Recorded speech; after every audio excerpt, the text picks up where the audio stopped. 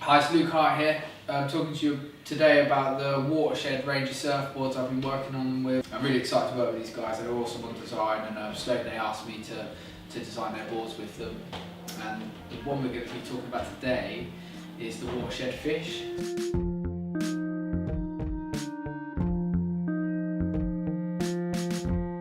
Yeah, so the idea behind the range we're trying to create is user-friendly, fun boards that go in a variety of different conditions for a variety of type of riders. They're all going to be about ease of use, fast, speedy, fluid boards to surf, and you know, where better place to start than the Watershed Fish, which is a fairly classic, got our own touches on a fairly classic twin fin fish, built for speed, and tweaks that we've done on this thing to, you know, keep with the style of board that it is, a twin fin fish.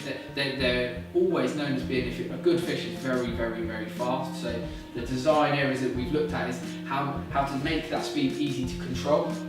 We all want to feel out of a fish. The reason why we all pick a fish up in the first place is that instant speed that it gives you in pretty much any wave. The outline is relatively wide, so it does keep a bit more curve in it than a standard fish. Using little points like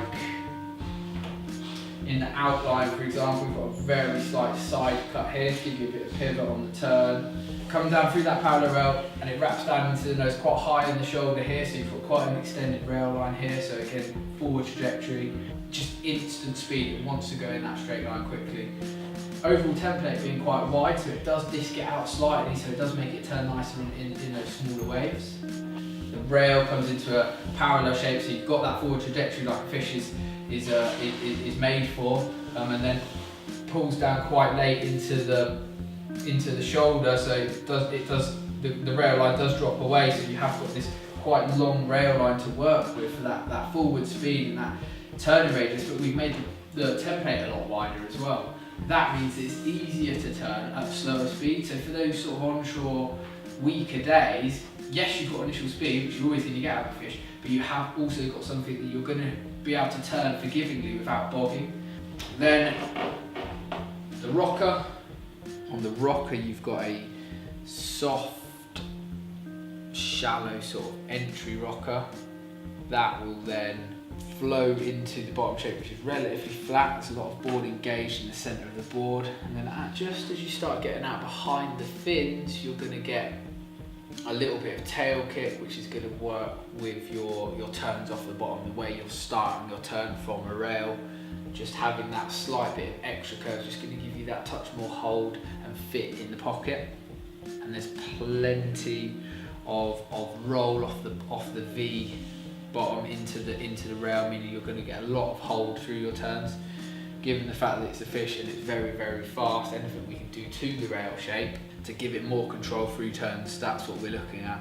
So as soon as it gets past the fins, that hard edge rolls right onto the bottom and just flows out. It's all sort of one fluid curve off of the stringer into the V, into the bottom of the rail, just to add that extra hold.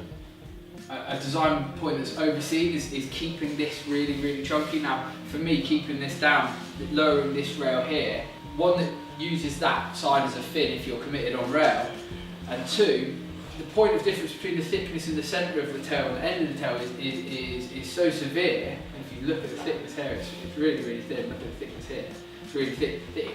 I believe that the board twists when you're on rail. There's so much torque going into a surfboard, and when you're pushing that tail down on rail, it will hold a little bit more the thinner it gets through here as it twists off the bottom turn.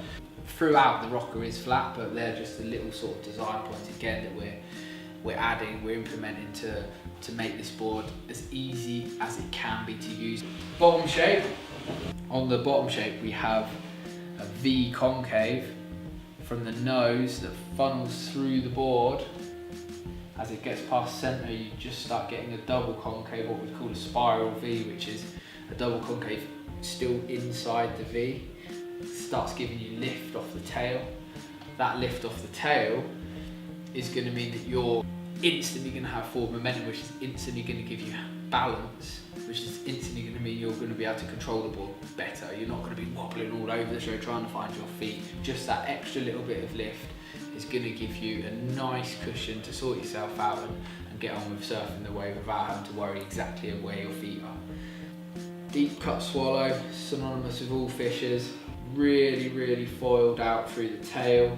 Make sure that you've got plenty of bite when you do commit to a turn on rail, and I believe that foiling these out as much as possible, so the difference between the stringer thickness at the top of the swallow and the thickness at the tip of the tail is so severe that I do believe that when you're torquing the board on rail, when you're pushing that rail into the water, you're creating a certain amount of twist off the stringer, which is adding to the hold you get. So you're going to be able to trust it and just that extra little bit more off the bottom with this sort of design, and I think that these are the little points that will lend itself to being a really nice, easy to use, fun fish, and something that you don't have to wait for it to be 2 foot and light offshore to get your fish out. You know, you can kind of surf it in anything. As a package, you have a fish that goes really fast and is easy to turn in the pocket,